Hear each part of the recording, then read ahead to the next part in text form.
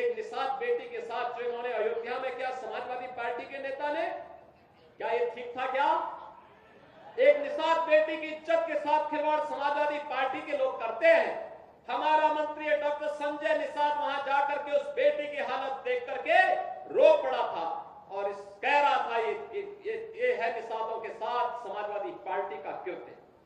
लेकिन ये बेशरम लोग हैं, तब भी उस अपराधी के खिलाफ कार्रवाई हो, इसके लिए समाजवादी पार्टी तैयार नहीं थी। उनके लोग तब भी बचाव कर रहे थे, कह रहे थे कि नहीं नहीं ये तो निर्दोष है।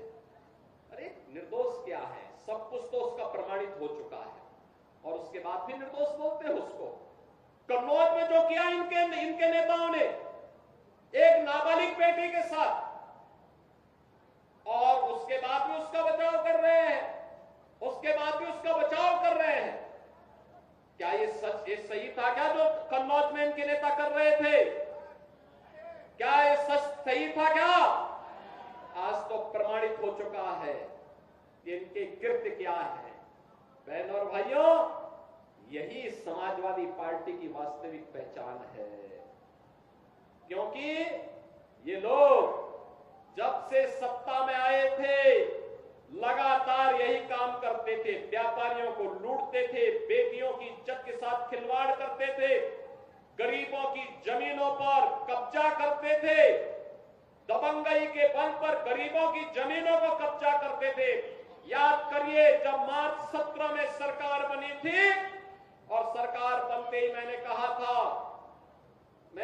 अगर किसी भूमाफिया ने किसी गरीब की, किसी व्यापारी की, किसी सरकारी जमीन पर कब्जा कर रखा है तो 24 घंटे के अंदर खाली कर ले। और मैं फिर कहूंगा कि अगर किसी माफिया ने किसी गरीब की, किसी किसान की, किसी अन्नदाता किसान की, किसी व्यापारी की जमीन पर कब्जा किया है, वे कृपया एक बार खाली कर ले। अगर खाली नहीं किया तो जो उसकी भी होगी उसको भी हम जब्त करके गरीब में बंटवाने का काम कर देंगे।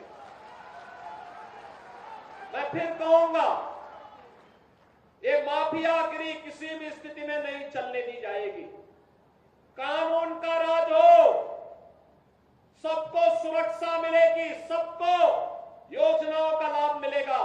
लेकिन अगर कोई कानून को ठेगा दिखाने का काम करेगा तो उसका काम तमाम करने का काम भी सरकार करेगी और इसके लिए किसी भी हद तक जाकर के उसके दुस्साहस का जवाब देगी। याद करिए, 17 के पहले पुलिस पहले भागती थी, पीछे पीछे गुंडे दौड़ाते थे। आज 17 के बाद उल्टा हो गया है। अब गुंडा और माफिया भाग रहा है, पुलिस उसको दौड़ा रही है, और अगर उसने कहीं कोई दुस्साहस किया तो फिर वहीं पे राम नाम सत्य है, यह भी तय हो जाता है। बहनों और भाइयों, सरकार चलाने के लिए जज्बा चाहिए, सरकार चलाने के लिए दिल भी चाहिए और दिमाग भी चाहिए। सत्ता वरासत में मिल सकती है, बुद्धि वरासत में नहीं मिलती है। दिमाग भी वरासत में नहीं मिलता है। ये जो लोग सत्ता को अपनी पपौती मानते थे, वे लोग आज समझने लग गए हैं अब उत्तर प्रदेश में कभी उनको वापस नहीं आना है, इसलिए षड्यंत्र करने का प्रयास कर रहे हैं, अराजकता पैदा करने का प्रयास कर रहे हैं। उनका विकास से कोई लेना देना नहीं, उनका रोजगार से कोई लेना देना नहीं, उनका अन्नदाता किसानों से कोई लेना देना नहीं। बेटी की सुरक्षा हो, इससे उनका दूर दूर का कोई रिश्ता नहीं।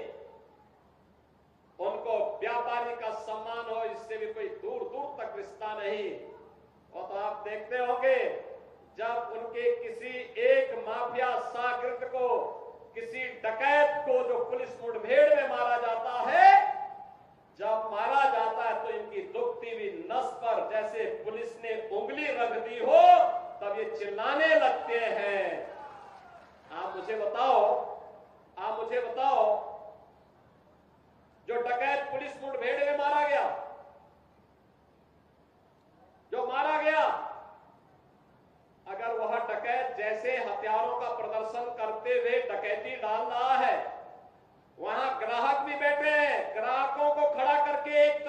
अगर गोली मार देता तो क्या उनकी जान को ये समाजवादी पार्टी वापस कर पाती क्या? कर पाती क्या? और वो किसी भी जाति के हो सकते थे। ग्राहक वो यादव भी हो सकता था, दलित भी हो सकता था, किसी भी जाति का हो सकता था, क्योंकि किसी को बेटे की शादी करनी होती है, किसी को कोई विदाई में कोई जेवर देना होता है। जेवर की परंपरा हमारे इतिहास का एक महत्वपूर्ण कार्यक्रम हिस्सा है, मांगलिक और एक शुभ कर्म का हिस्सा माना जाता है।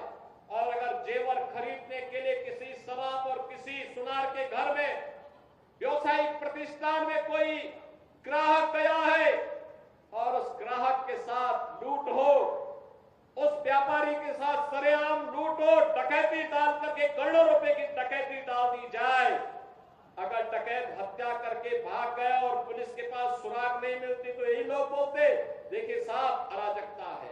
और अगर पुलिस ने पकड़ लिया, कार्रवाई कर दी और फिर मुठभेड़ में, आपसी मुठभेड़ में डकैत मारा जा रहा है तो समाजवादी पार्टी को बुरा लग रहा है, कह रहे साहब ये नहीं होना चाहिए था। तो क्या होना चाहिए था? पूछना चाहिए।